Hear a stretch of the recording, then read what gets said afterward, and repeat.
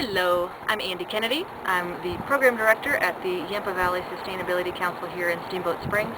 And today we are at the John Spezia and Diane Brower House in Fairview in Steamboat Springs, talking about the do-it-yourself and energy efficiency and urban farming techniques that they've incorporated into their home. So follow us along in a teaser for the 2012 Green Building Tour. Well, somebody gave me a dog run here. This whole thing is just a dog run. And so I made a coop, and all this is recycled material, throwaway material. And so I made a coop here and a run here. And this is actually display metal for a store. And so it makes it bear proof, hopefully. And then here's where their food is. And I use just hinges, because that's pretty bear proof. Yeah. And you can take it out.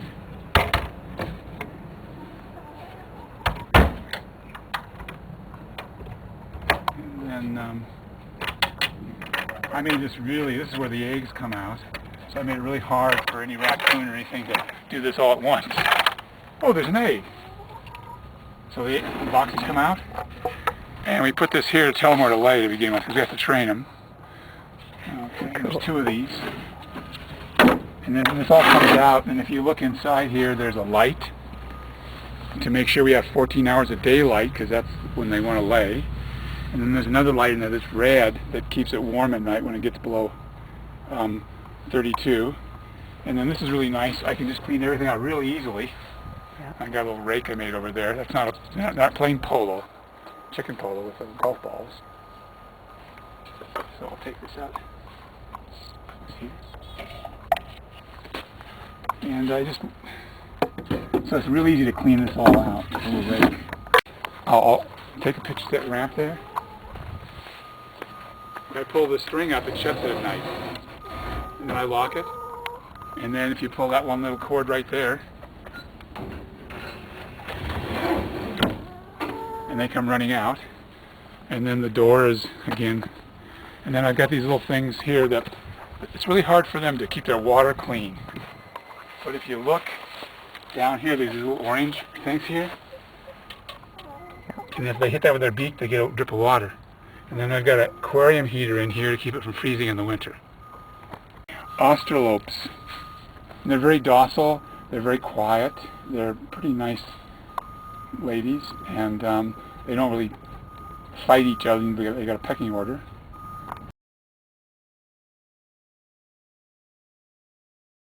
Has tons of leaves they want to get rid of, and we have kind of alkaline soil, which is clay, so we don't mind having needles from pine trees because they're very acidic.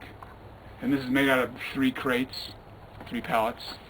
It's all recycled stuff, and we use that for chicken stuff in their bedding. Mm-hmm. And when we throw our own compost in here, we'll mix it together with that so you have dry and wet. And then we got this at somebody gave us this. I took a skill saw, if you can see, and just cut a door in here. And then you throw your stuff in, and then every so often you take this and put it out here, and roll it around, and then you push it back up. And there you go.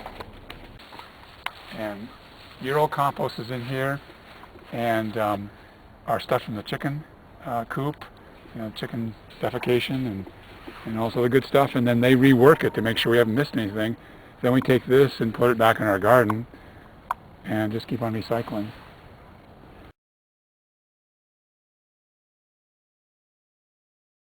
So we have a 10-foot gutter here. We catch water off our roof, and it catches into here. And we have mosquito netting over this so mosquitoes don't lay their eggs in here. We hook our hoses up here and divert the water into the garden. This is not an impoundment, it's a diversion. Okay, so the water eventually gets into the ground and runs off into the river. A heavy frost last night, the night before.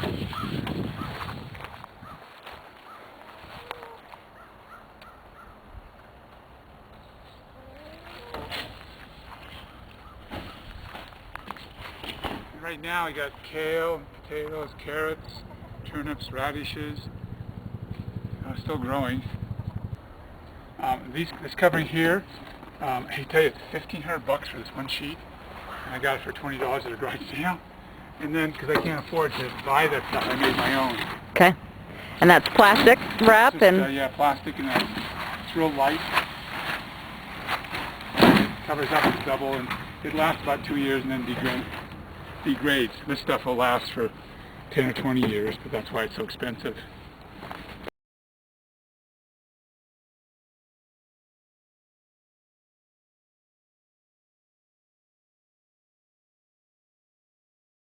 So we produce about 3 million watt hours a year, and last year we used that much plus 35 kilowatts. So we're just about even. And at the end of the year we had 400 leftover kilowatts, so they let us roll over in the winter, use a little more, and you actually make a little less electricity. But because of the reflection of the sun and the coldness, electrons move faster through the copper wire, so in some ways it's more efficient, but the days are shorter. And when it starts to snow, we'll make that almost vertical, and within 15 minutes the snow slides off it. Right now we had almost level this summer, and so every three times a year we get up and move the angle. It does not track, but that's really expensive. That'd be another $8,000, and you'd probably increase your energy efficiency by 15 to 20%. But it's important that you do energy efficiency in your house, and you can size your panels very much smaller instead of spending a lot of money. That totally cost $1,500, and within a couple of years we paid off half of it with a rebate, federal income tax, and a sales tax for the state that's deferred.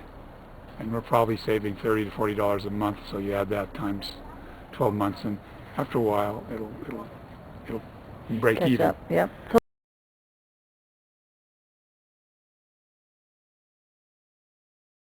This is overcast right now. It's producing this much an hour. It can produce about 2,000 kilowatts an hour. If I can show you how much it's produced. How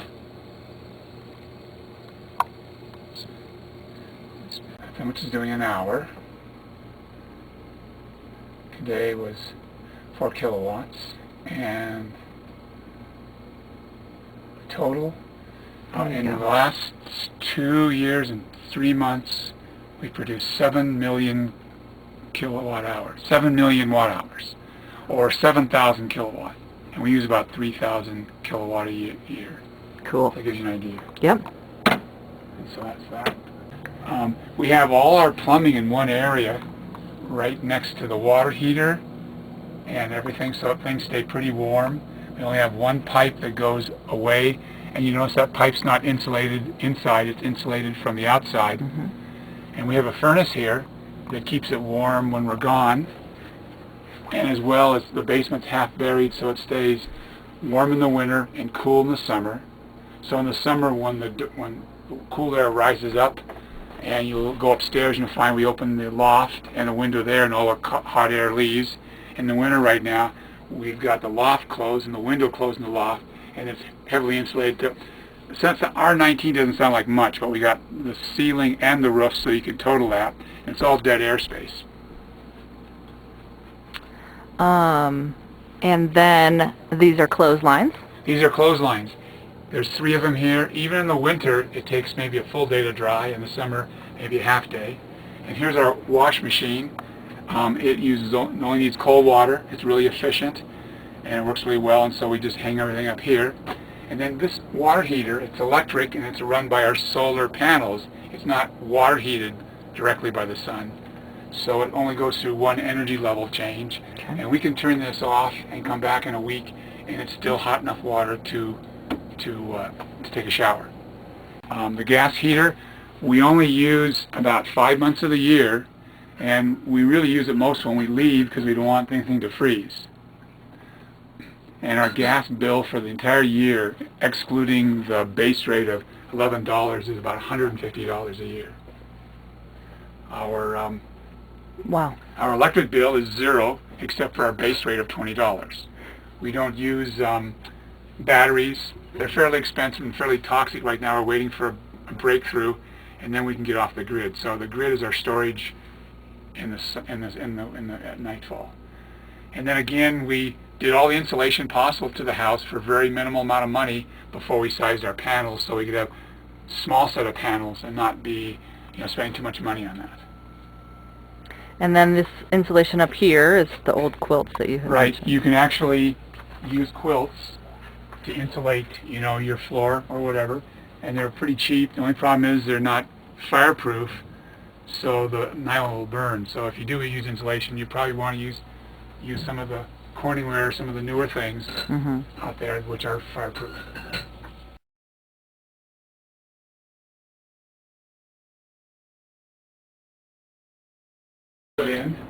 In the winter we keep this shut and the window shut, so it keeps the heat in.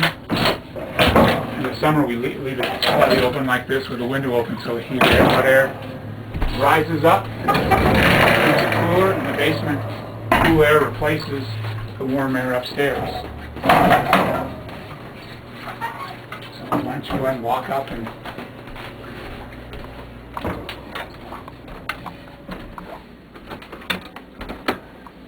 and this is where, when we have room for guests up here, we open that window.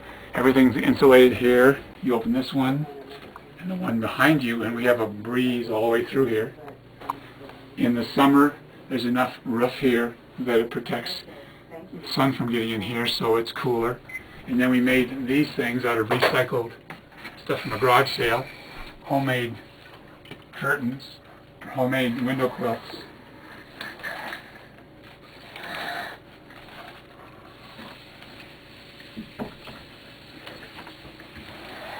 In the winter, we just put this down like that on both of those. In the old days, lots were 25 feet wide, 125 feet long, and that one house shed sits on a lot. And that's what people used to live in, and there were 3 people who lived in that house. You'll still find houses in Steamboat downtown which are only 25 feet wide, and the houses are very long and narrow. So today we live in average house is 2,200 feet with 3 people. 1950 it was 1,000 feet for 4 people.